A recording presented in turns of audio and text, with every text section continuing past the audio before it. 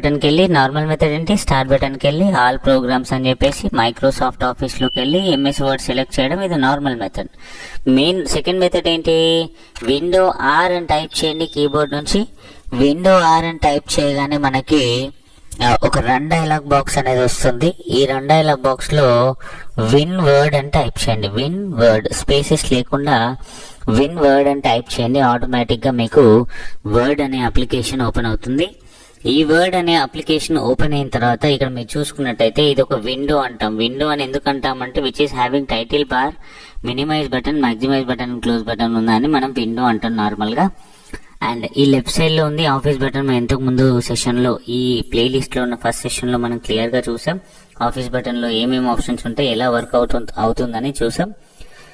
Office button, home tab, insert tab, layout, page layout, reference, mailings, review, view, ఇవన్నీ different tabs అన్నమాట. ఈ tabs కింద ఉన్న ఏరియాని, ఇక్కడ నుంచి ఇక్కడ వరకు ఉన్న ఏరియాని మనం ఏమని పిలుస్తాం అంటే రిబన్ ఏరియా అని పిలుస్తాం. ఏమని పిలుస్తాం, రిబన్ ఏరియా అంటాం. ఈ రిబన్ ఏరియాలో ఏముంటాయంటే డిఫరెంట్ గ్రూప్స్ ఉంటాయి. Clip board group, font group, ప్రతి దానిలో డిఫరెంట్ గ్రూప్స్ ఉంటాయి. చూడండి, డిఫరెంట్ గ్రూప్స్ అనేవి మనకి ఇక్కడ అవైలబుల్ లో ఉంటాయి.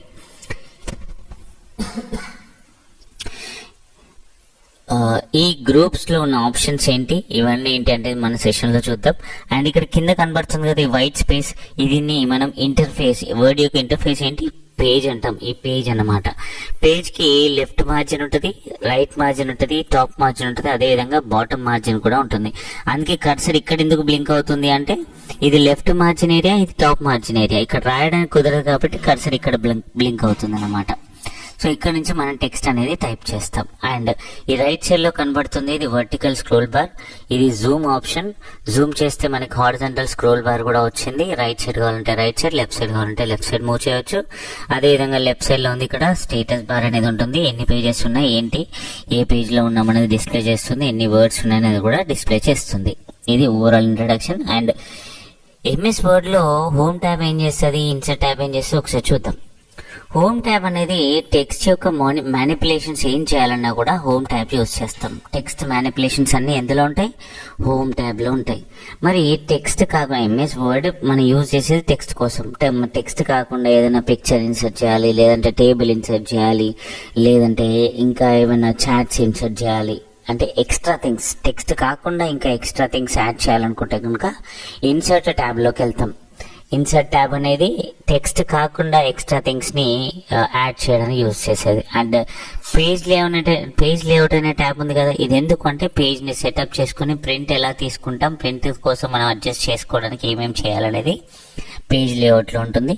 అదేవిధంగా రెఫరెన్స్ అనే ట్యాబ్ ఎందుకు అంటే మనం ఒక ఇండెక్స్ ని ప్రిపేర్ చేయడం కానీ, foot note bottom of the page లో టెక్స్ట్ ని రెఫరెన్స్ గా రెఫరెన్స్ అంటే ఏంటి, సో ఈ పర్టికులర్ పదం యొక్క మీనింగ్ కానీ, దానికి సంబంధించిన డెఫినేషన్ కానీ, దానికి సంబంధించిన రెఫరెన్స్ బుక్స్ కానీ మనం టెక్స్ట్ బుక్స్ లో చూస్తుంటాం. బాటమ్ ఆఫ్ ది పేజ్ లో 1, 2, 3 అని వస్తుంటాయి. అట్లా రెఫరెన్స్ ఎలా యాడ్ చేయాలి టెక్స్ట్ కి అనేది రెఫరెన్సెస్ ట్యాబ్ లో చూస్తాం. మెయిలింగ్స్ అనే ట్యాబ్ ఏంటంటే ఒక లెటర్ తయారు చేసి గ్రూప్ ఆఫ్ పీపుల్ కి ఎలా పంపించాలని చెప్పేది మెయిలింగ్స్ అనే ట్యాబ్. దీని గురించి మళ్ళీ మనం క్లియర్ గా చూస్తాం. అదే విధంగా రివ్యూ అంటే ఏంటంటే మనం డాక్యుమెంట్ మొత్తం రాసిన తర్వాత రీచెక్ చేసుకోవడానికి స్పెల్లింగ్ మిస్టేక్స్ ఏమైనా ఉన్నాయా ఏంటి అనేది వెరిఫై చేసుకోవడానికి యూజ్ చేసేది ఏంటి, రివ్యూ అనే ట్యాబ్. అండ్ వ్యూ అనే ట్యాబ్ ఎందుకు యూజ్ చేస్తామంటే మనకు కనబడే విధానాన్ని మార్చుకోవడానికి యూజ్ చేసేది వ్యూ అనే ట్యాబ్. సో ప్రతి ట్యాబ్ లో ఉన్న ప్రతి ఆప్షన్ గురించి, ప్రతి గ్రూప్ లో ఉన్న ప్రతి ఆప్షన్ గురించి మనం ఈ సెషన్స్ లో చూద్దాం. సో ఈ ఇన్ఫర్మేషన్ కనుక మీకు నచ్చినట్టయితే నా ఛానల్ లైక్ చేయండి, షేర్ చేయండి, సబ్స్క్రైబ్ చేయండి.